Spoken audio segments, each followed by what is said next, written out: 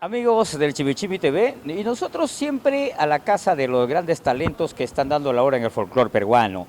En esta oportunidad estamos con Jaime Sedano, un jovencito que está empezando, ha ingresado a este mundo de la farándula un poco difícil. ¿Cómo estás, Jaime? Bienvenido a Chimichimi. Me siento muy contento, feliz de estar aquí. Gracias por la invitación, amigo Chimichimi. Oye, hermano, ¿por qué me tienes miedo? No, ¿qué voy a tener ¿Por qué? miedo? Pues, hermano, ven más acá, hermanazo. Ahora sí. Oye, ¿cuántos años tienes? 20 añitos. Tienes 20 añitos. ¿Y cuántos años ya estás en el mundo de la música? 2 años recién. ¿Cuál es el género que cantas? Es con requintos, la música con requinto. requintos, sí. Oye, hermano, pero uno de los grandes precursores de requinto pues es Chinito de Raúl Alquínigo. ¿Tú les Sí. conoces a ellos? Claro, sí, exactamente. Sí, ¿Tú lo les conozco. admiras a ellos, maestro? Sí, le admiro más que nada a Raúl Arquínigo. A Raúl Alquínigo, Claro. ¿no? Oye, a Chinito, ¿no? Sí, también. También. Sí.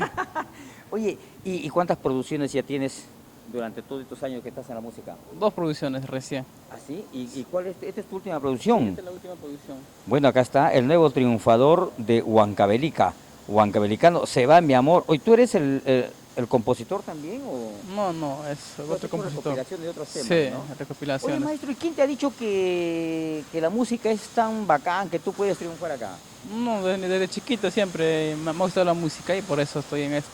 Oye, maestro, cuando la gente te quiere contratar a ti para su evento, ¿cómo pueden hacer? ¿A qué teléfono pueden llamar? Al número del señor Sonjoyay, todo está su nombre. ¿A nombre de quién? Del señor Sonjoyay. Wow. Ya. El número ¿El número? Dilo tú. 99 30 31 41 8. Ya.